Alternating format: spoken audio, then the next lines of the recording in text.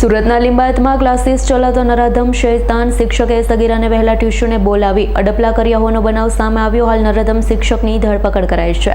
સુરતમાં શૈતાન ટ્યુશન શિક્ષક દ્વારા યૌન શોષણ કરાયું હોવાનું સામે આવ્યું છે. લિંબાયતમાં ક્લાસીસના શિક્ષક એવા નરાધમ લલિત સોનેરાએ સગીર વિદ્યાર્થીનીને અડપલા કર્યા હતા. લિંબાયત સંજયનગર સર્કલ પાસે આવેલા એન્જોય ટ્યુશન ક્લાસીસના શિક્ષકે 15 વર્ષીય વિદ્યાર્થીનીની છેડતી કરી હતી.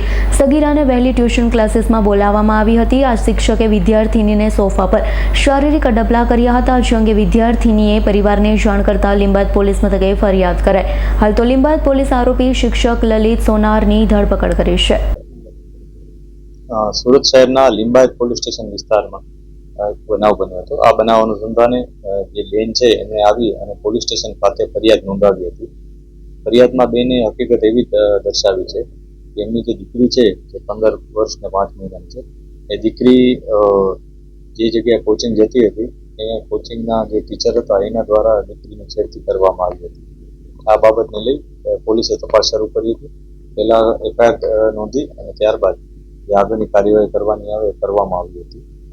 જે ઘટના છે એમાં દીકરીએ એવું જણાવ્યું કે ગઈ 15 તારીખે આ દીકરી સાથે આ જે વ્યક્તિ છે આરોપી, એણે થોડીક એમના સાથે છેડખાની કરી હતી. છેડખાની કર્યા પહેલા પણ અગાઉ પણ આવો જ પ્રકારનો બનાવ બન્યો હતો.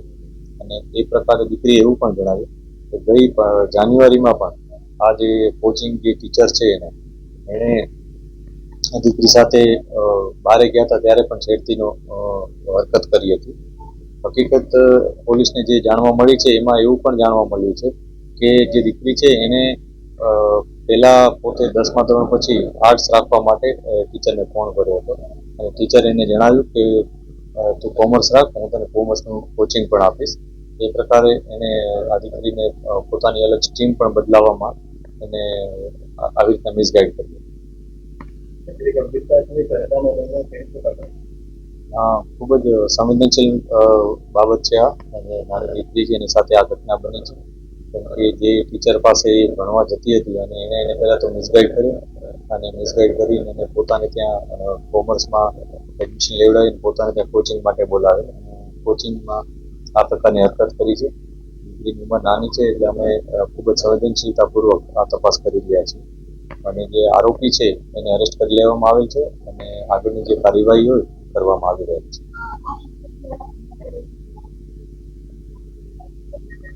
આ બાબતે પણ અમે તપાસ કરી રહ્યા છીએ અને કોઈ પણ ભોગ બનનાર હશે તો અમે ચોક્કસ એના અનુસંધાને પણ જે પણ એવિડન્સ મળશે એ મુજબ આગળની કાર્યવાહી કરીશું. Bureau report S9 news Surat. અમારી તમામ માહિતીથી અપડેટ રહેવા માટે જોડાયેલા રહો S9 ન્યૂઝ સાથે.